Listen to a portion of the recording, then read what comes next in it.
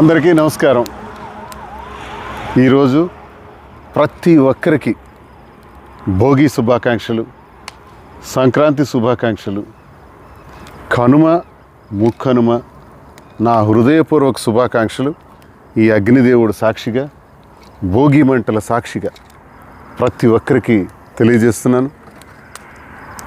ఈ సంక్రాంతి వేళలో ఈ భోగి మంటలు సందర్భంగా గడిచిన కాలంలో జరిగినటువంటి ఇబ్బందులు, కష్టాలు, సమస్యలు ఈ మంటల్లో దహనమైపోయి రానున్న రోజుల్లో ఈ అగ్నిదేవుడు సాక్షిగా, ఈ భోగి మంటలు సాక్షిగా ప్రతి కుటుంబంలో కూడా వెలుగులు రావాలని, అందరూ సంతోషంగా ఉండాలని ఆ వెంకటేశ్వర స్వామికి, ఆ ముక్కోటి దేవతలకు, ఆ పితృదేవతలందరికీ కూడా పేరు పేరున అందరికీ చల్లగా చూడమని కోరుకుంటున్నాను.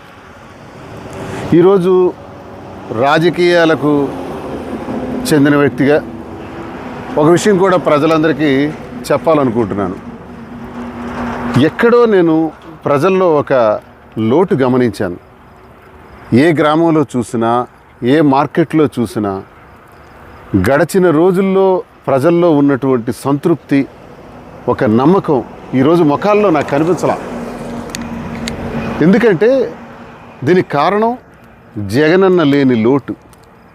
జగనన్న ఉంటే అమ్మఒడి, రైతు భరోసా, చేయూత, జగనన్న విద్యా దీవెన, జగనన్న వసతి దీవెన, ఆఖరికి ఆటో రిక్షా వాళ్ళ వరకు కూడా ప్రతి ఒక్కరికి కూడా ఏదో ఒక ప్రభుత్వ పథకాన్ని అందించి వాళ్ళ అకౌంట్లో కొంత డబ్బులు ఉండేటట్లు చేసి, ఇలాంటి పండగలు ఏవైనా సందర్భాలు వస్తే హాయిగా బజారుకు వెళ్ళి ఆ పిల్లలకి కుటుంబం అంతా కలిసి బట్టలు కొనుక్కోవటానికి, సంక్రాంతిని సంతోషంగా చేసుకోవటానికి ఒక ఆసరాగా జగనన్న కనిపించాడు.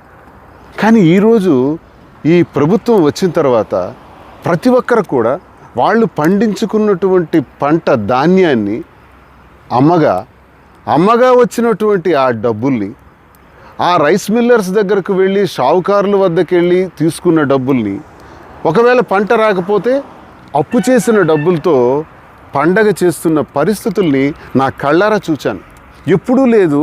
గడిచిన 5 ఏళ్ల తర్వాత చాలామంది నా దగ్గరకు వచ్చి పండగ కూడా చేసుకోవట్లేదు సార్, డబ్బులు లేవు సార్, పిల్లలకు బట్టలు కూడా కొనుక్కోలేదు సార్, చాలా ఇబ్బందుల్లో ఉన్నాం సార్ అని చెప్తుంటే, నాకు తోచిన సహాయం కొంతమందికి నేను చేయగలిగినా అందరికీ చేసే శక్తి నాది కాదు కదా. మరి జగనన్న అనే వ్యక్తి ఉంటే అందరి గుండెల్లో కూడా ప్రతి ఒక్కరికి ఆనందాన్ని ఇవ్వటానికి, ప్రతి ఒక్కరికి ఈ భోగి మంటలు లాంటి వెలుగులు ప్రతి జీవితంలో ప్రసాదించాడే. ఈరోజు జగనన్న లేని లోటు ప్రతి ఒక్క పేదవాళ్ళలో కూడా నేను చూశాను. ప్రతి ఒక్క మార్కెట్లో కూడా సంతోషంగా లేరు ప్రజలు. ఈ పరిస్థితులు తప్పకుండా మారతాయి. మళ్ళీ జగన్మోహన్ రెడ్డి గారు ముఖ్యమంత్రి అవుతారు.